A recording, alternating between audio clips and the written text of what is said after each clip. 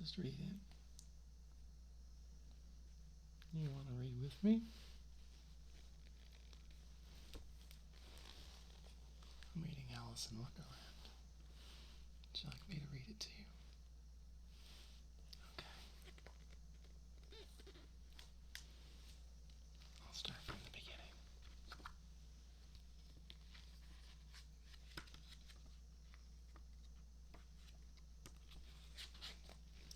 Alice in Wonderland by Lewis Carroll. Starting with the author's preface. It's a poem.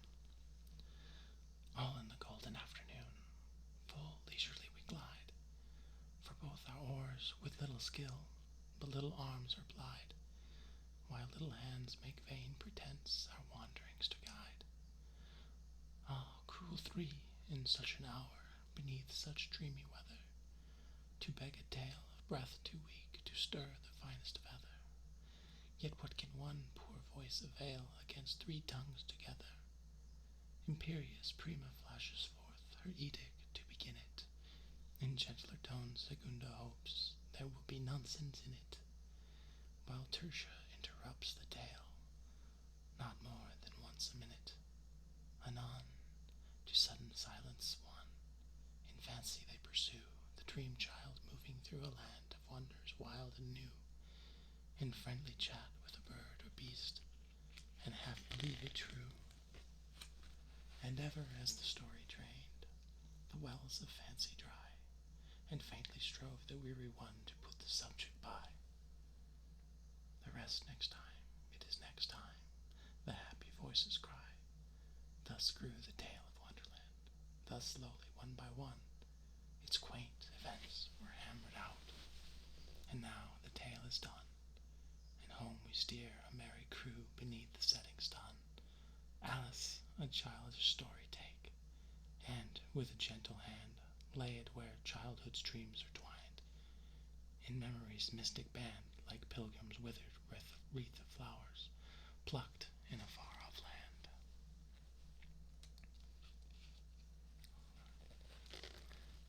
Let's begin Alice's Adventures in Wonderland. Chapter 1, Down the Rabbit Hole.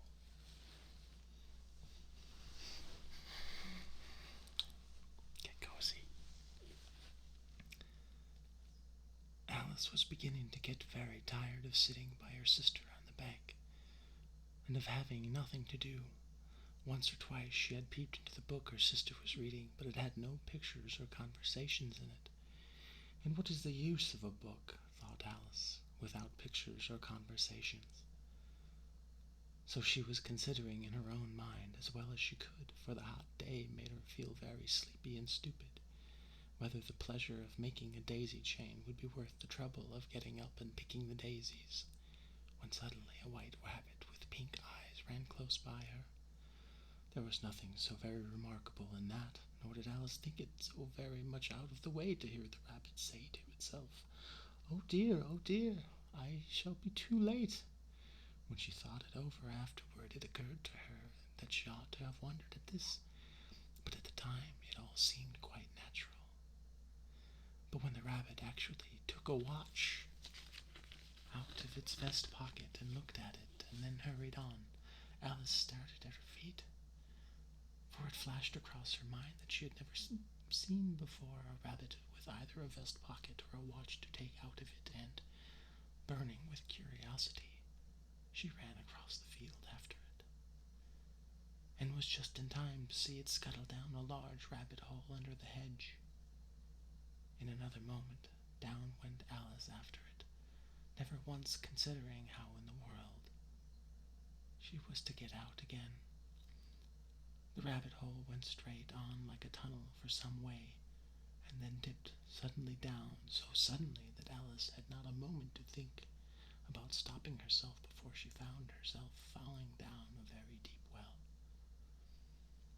Either the well was very deep, or she fell very slowly, for she had plenty of time as she went down to look about her and to wonder what was going to happen next. First she tried to look down and make out what she was coming to, but it was too dark to see anything. Then she looked at the sides of the well and noticed that they were filled with cabinets and bookshelves. Here and there she saw maps and pictures hung upon pegs. She took down a jar from one of the shelves as she passed. It was labeled orange marmalade, but to her great disappointment it was empty. She did not like to drop the jar for feeling of killing somebody underneath, so managed to put it into one of the cabinets as she fell past it. Well, thought Alice to herself, after such a fall as this, I shall think nothing of tumbling downstairs. How brave they'll all think me at home. Why, I wouldn't say anything about it, even if I fell off the top of the house, which was very likely true. Down, down, down. Would the fall never come to an end? I wonder how many miles I've fallen by this time, she said aloud. I must be getting somewhere near the center of the earth. Let me see, that would be 4,000 miles down, I think. For, you see, Alice had learned several things of this sort in her lessons in the schoolroom, and though this was not a very good opportunity for showing off her knowledge, as there was no one to listen to her, still it was good practice to say it over. Yes, that's about the right distance, and then I wonder what latitude and longitude I've got to.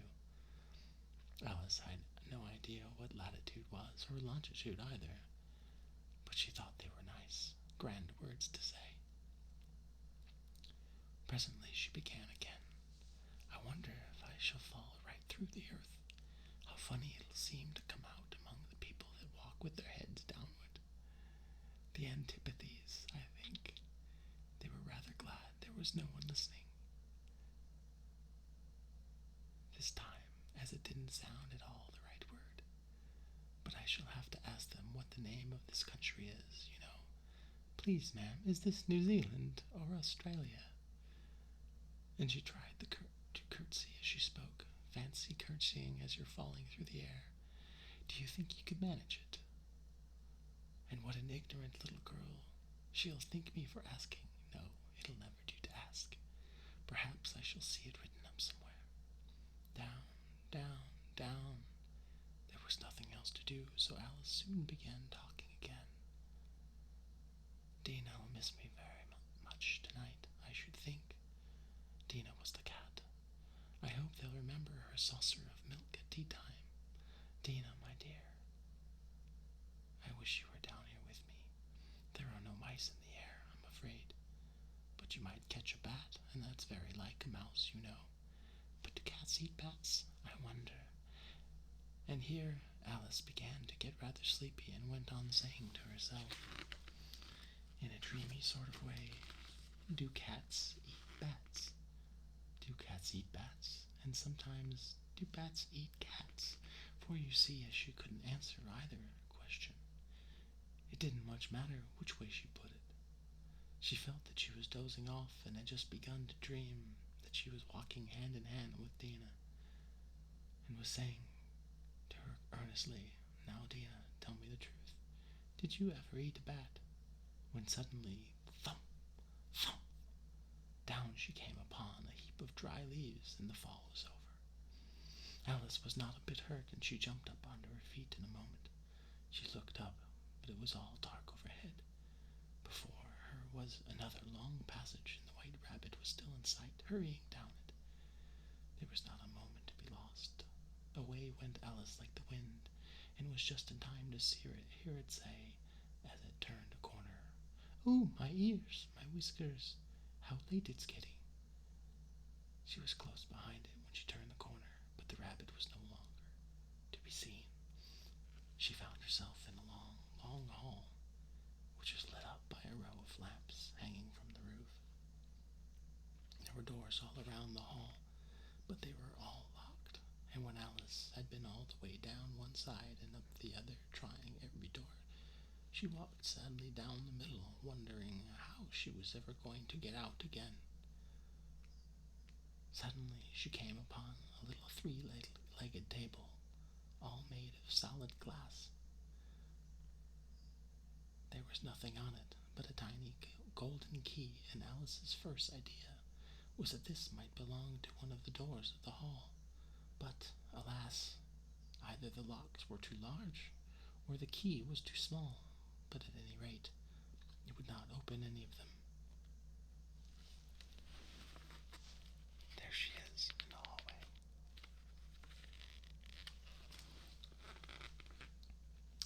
However, on the second time around, she came upon a low curtain she had not noticed before, and behind it was a little door about 15 inches high. She tried the little golden key in the lock, and to her great delight it fitted. Alice opened the door and found that it led into a small passage, not much larger than a rat hole. She knelt down and looked out along the passage into the loveliest garden you ever saw. How she longed to get out of that dark hall and wander about among these beds of bright flowers and those cool fountains. But she could not even get her head through the doorway, and even if my head would go through, thought poor Alice, it would be of very little use without my shoulders. Oh, how I wish I could shut up like a telescope. I think I could, if I only knew how to begin. For you see, so many out-of-the-way things had happened lately that Alice had begun to think that very few things were really impossible. There seemed to be no use in waiting by the little door, so she went back to the table, half hoping she might find another key on it, or at any rate, a book of rules for shutting people up like telescopes. This time she found a little bottle on it, which certainly was not here before, said Alice.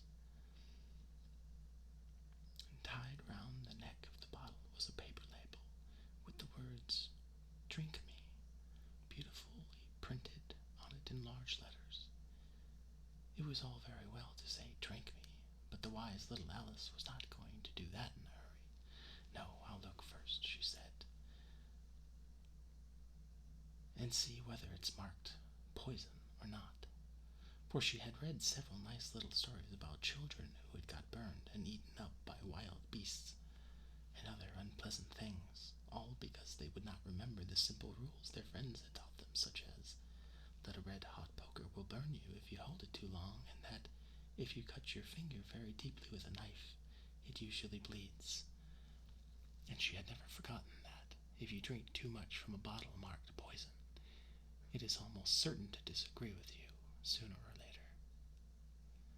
However, this bottle was not marked poison, so Alice ventured to taste it, and finding it very nice, it had in fact a sort of mixed flavor of cherry tart, custard, pineapple, roast turkey, taffy, and hot buttered toast.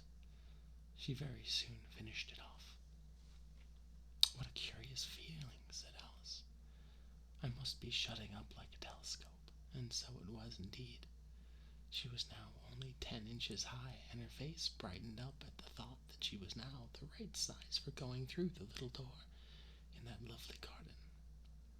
First, however, she waited for a few minutes to see if she was going to shrink any further. She felt a little nervous about this, for it might end, you know, said Alice, in my going out altogether like a candle.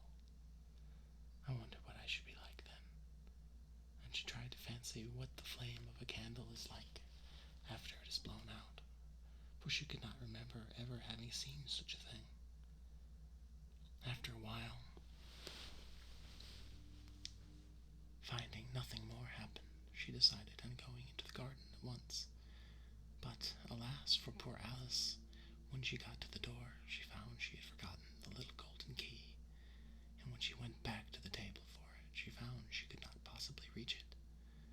She could see it quite plainly through the glass as she tried her best to climb up one of the table legs, but it was too slippery, and when she had tired herself out with trying, the poor little thing sat down and cried. "Come, there's no use in crying like that," said Alice to herself rather sharply. "I advise you to leave off this minute." She generally gave herself very good advice, though she very seldom followed it, and sometimes she scolded herself so severely as to bring tears into her eyes, and when she remembered trying to box her own tears for having cheated herself in a game of croquet she was playing against herself,